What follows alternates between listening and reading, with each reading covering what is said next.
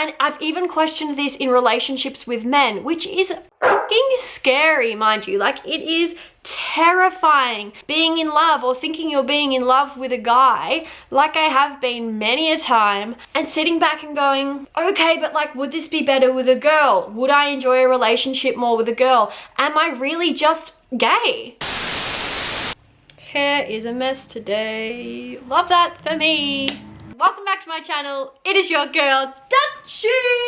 Oh my god, oh my god. I just received final images of my 100k merch designs. My merch samples are being sent out to me as we speak. I'll make my mind up when I'm editing this video with whether or not I tease any of the pieces, but you guys are going to love, like I already know. We literally hit 99k today. Literally insane. I try not to think about it because that is so many people. It's a bit scary. But yes, if you weren't already aware, I am dropping merch for 100k.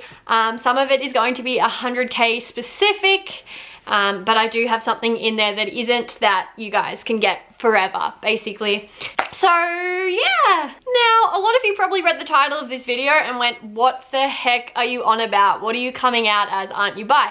Yes, I am. So I would just like to disclaim right here, right now, this is not a secondary coming out video. This is not me coming out as something else or realizing something else about myself, my gender identity, or my sexuality. No. However, in this video, I'm going to be talking all about labels and coming out again, or not feeling comfortable with labels. You guys have wanted a video on labels. Say labels again, doll, for the longest time. And while I'm not going to sit here and dedicate the entirety of this video to reading out sexuality and gender identity definitions from Google, I will be diving into some lesser known gender identities and sexualities, talking about labels and what to do if you don't feel comfortable with one, or you don't want to have one, or you just haven't found one that suits you, and what to do in that situation.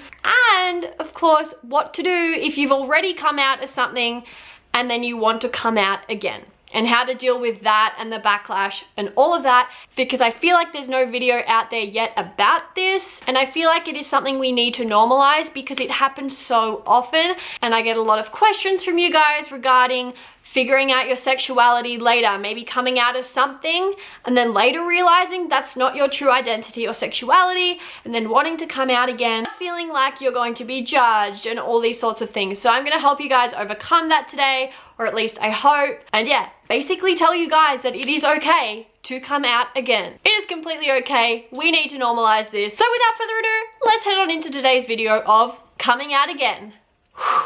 So you may or may not have watched one of my most recent videos, which was me reacting to the Lesbian Master Doc, which basically dives into the whole idea and concept of compulsory heterosexuality and people thinking that they might be bisexual or start out as bisexual and then later realize that they're actually a lesbian or gay, and basically talks about comp het in a way that makes people believe or think that liking men is the standard, the norm, and that sometimes contributes to lesbians thinking they are bisexual for a multitude of reasons. If you want to go and watch that video, feel free. I will link it below. That's not what I'm going to be talking about today. But if you did happen to watch that video, you also would have seen that I spoke about Elena Joy and her experience as well, how she thought she was bi for the longest time, was in a long-term relationship with a guy, identified as bisexual, came out on the internet as bisexual, and then later realized she was a lesbian and came out again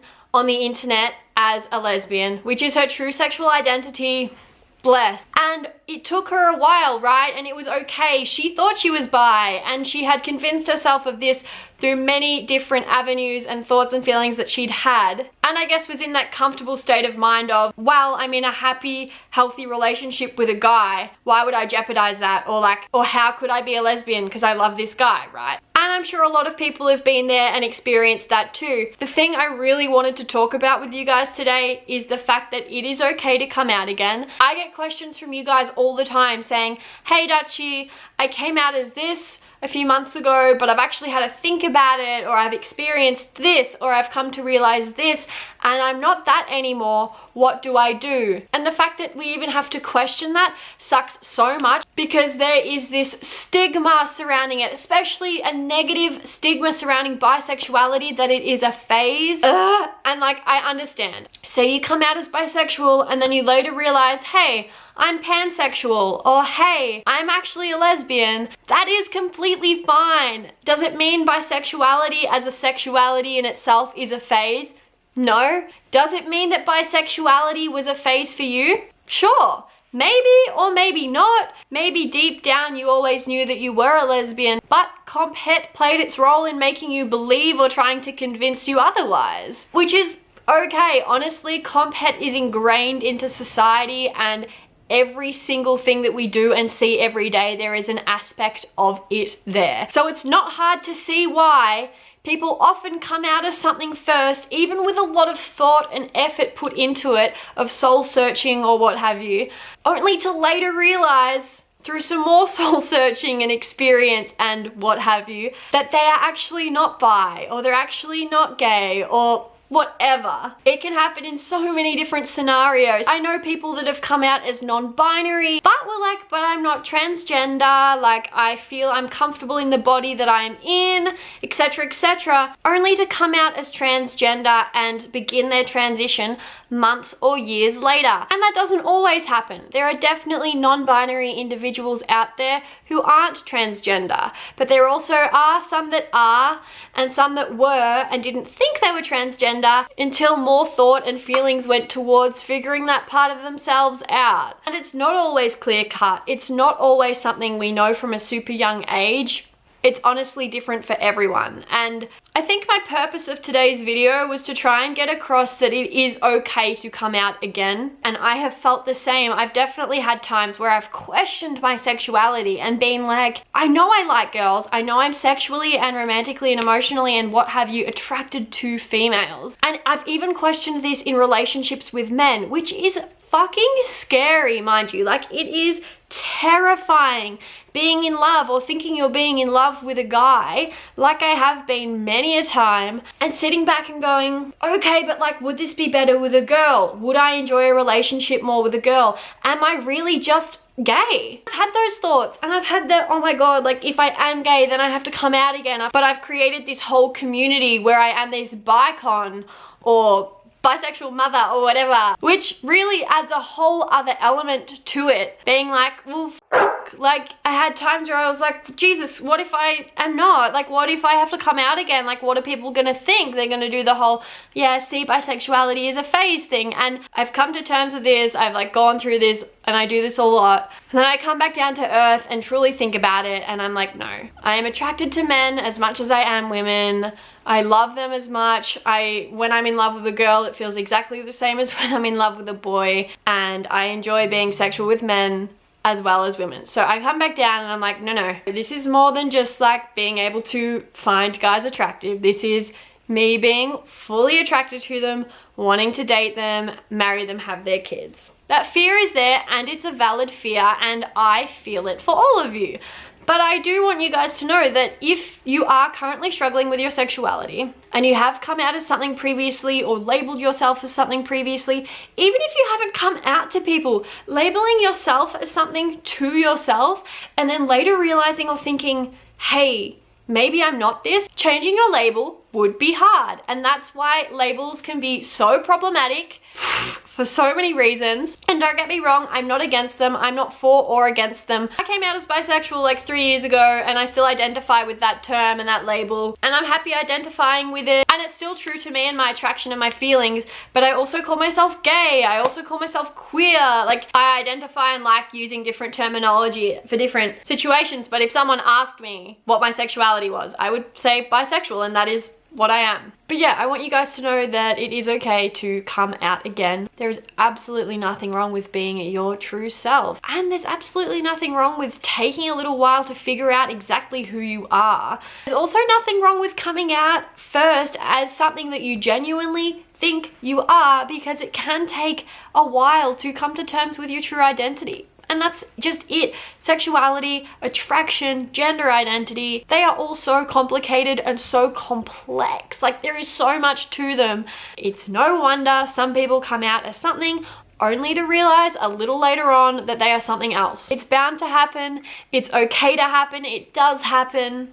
It's totally okay. Okay, so now that I've tried to normalize the whole concept of coming out again, I'd like to speak about labels for a little bit, just because I get a lot of questions on this as well. And another thing I'd like to preach and make known is there is no need to label yourself. I feel like a lot of people get caught up in the labels, and maybe this is why a lot of the time people come out as something and then later realize, shit, like, I just had to label myself. I felt pressure to, I like put pressure on myself to label myself as something. Then months, years down the track, I realize I'm not this, and now I have to come out again. And I think honestly, the core of this issue and the core of this anxiety and stress surrounding this is labels. So yeah, labels. Nasty, nasty little pasties they are. And while some of you might love using labels and labeling yourself and really identifying with that, which is ace, I feel you, there are definitely people out there that, one, will never feel comfortable with any label because they just don't feel like they fit into one,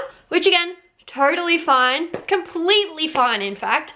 And then there are some people that really struggle and like feel that pressure and anxiety to label themselves, when really, people, there's absolutely no need, not even for yourself. Like, you don't have to label yourself as anything ever. You can just be. And that really is the beauty of life. No matter what anyone thinks, you actually don't owe anyone anything. Especially not intricate details of yourself, including like your gender identity or your sexuality. So hopefully I can change the narrative for some of you. If you want to go ahead and identify with a label and use it, that's totally fine, because I have done that. But I want to change the narrative for those of you who don't want to use one, or feel like nothing fits, but you still have that stress and anxiety towards wanting to pick one and wanting to use one and come out as one. I just want you to know you don't have to. That is not a requirement. And the fact that labels even exist or coming out is even a thing obviously places a lot of emphasis and stress surrounding that and the need to have one, but you really don't. You don't. All that matters is that you are healthy and happy within yourself and know what matters most to you. At the end of the day, that is literally all that matters. No one else matters. No labels matter. It is you. But also in terms of labeling yourself as non-binary, or of course if you are transgender and you would like people to name you and label you a certain way, that is obviously when it matters, because you would hate to be misgendered. Obviously that matters, but in terms of sexuality labels, it doesn't matter. Just do you and be you, and try not to let those things stress you out so much. And I know that is so much easier said than done, because I've been there. I've 100% been there. I stressed myself out. I dug so deep into my thoughts and feelings instead of enjoying life for like 6 or 7 months. That's literally all I thought about and spoke about. I feel like spoke about on here. And it just wasn't healthy. Like, sure, I figured it out eventually, but I would have anyway. And that's like the most important thing to remember. Things will work themselves out. You won't feel like this forever. I promise. Okay, so I mentioned before that I get a lot of questions from you guys asking like, or saying a particular label doesn't fit you. You'd like to label yourself as something, but you feel like nothing fits you. Now, in saying all of this, I've said that labels aren't necessary, but there are still people out there like myself that do like to identify with them, or at least like to have something that they can resonate with, even if they don't come out as it. Even if it's just for themselves, just to know, okay, I think I might fit into this box, or I identify with this a little bit, but not fully, and that's totally okay. So I just wanted to go through a list of a few different gender identities and sexualities that are a little bit lesser known. So not just your lesbian, gay, bisexual, pansexual, a few different ones, because I think they're lesser known and I think they need to be spoken about more. And there may be even some in this list that I speak about that you haven't even thought of, that you may resonate with more. I wanted to start here with agender. So an agendered person has no or very little connection to the traditional system of gender, no personal alignment with the concepts of either man or woman, and or someone who sees themselves as existing without gender, sometimes called gender neutral or genderless. Then it says People who are agender may also identify as genderqueer or non-binary. Then another one I have here, which I actually did not know, is called androsexual or androphilic, being primarily sexually, romantically, and or emotionally attracted to men, males, or masculinity. I didn't actually know that was a thing, so there you go. Then we have aromantic, experiencing little or no romantic attraction to others and or has a lack of interest in romantic relationships / behavior. Aromanticism exists on a continuum from people who experience no romantic attraction or have any desire for romantic activities to those who experience low levels of romantic attraction only under specific conditions. Many of these different places on the continuum have their own identity labels. See Demiromantic. So I touched on Demiromantic in my Q&A because someone touched on it briefly with how they were feeling. And Demiromantic is basically when you don't feel any romantic attraction to everyday people, like you fully have to have a proper connection with someone to fall in love with them, which I actually happen to think is super sweet and cool. Then we have asexual, experiencing little or no sexual attraction to others and or a lack of interest in sexual relationships / behavior. Asexuality also exists on a continuum from people who experience no sexual attraction or have any desire for sex to those who experience low levels of sexual attraction or under specific conditions. Many of these different places are on the continuum have their own identity labels. See demisexual. And then demisexual, I believe, is when same sort of thing but the reverse of sexual attraction. So you may feel romantically attracted to people without having like a certain connection or anything to them, but you do not express these feelings sexually, and you need to be sort of like in a relationship with someone or close to someone to feel sexually attracted to them. Then another one we have here, bigender, a person who fluctuates between traditionally woman and man gender-based behavior identities, identifying with two genders, or sometimes identifying with either man or woman as well as a third different gender. Yeah, so touching on these two again, we've got demiromantic, little or no capacity to experience romantic attraction until a strong sexual connection is formed with someone, often within a sexual relationship. And then on the other hand, we have demisexual, little or no capacity to experience sexual attraction until a strong romantic connection is formed with someone, often within a romantic relationship. Now, I have heard of this one before. This is gynophilic or gynosexual, being primarily sexually, romantically, and or emotionally attracted to women, females, and or femininity. We then have intersex, term for a combination of chromosomes, gonads, hormones, internal sex organs, and genitals that differs from the two expected patterns of a female or male. I love the name of this next one, scoliosexual, being primarily sexually, romantically, and or emotionally attracted to some genderqueer, transgender, transsexual, and or non-binary people. So yeah, that's pretty much all I have for you guys in today's video. 3 things to take home from it. 1, you can come out again and it is totally okay and it happens so frequently. 2, you never have to label yourself if you don't want to, and if you're struggling to find one that doesn't suit you, that is a-okay. You don't have to force a label upon yourself. And 3, I just wanted to cover some of those lesser known gender identities and sexualities because they aren't spoken about as often, and yeah, I just hope you learned something new. I'm gonna go edit this now. Thank you guys so much for watching. I love you all so much, and I'll see you guys in my next one. Bye.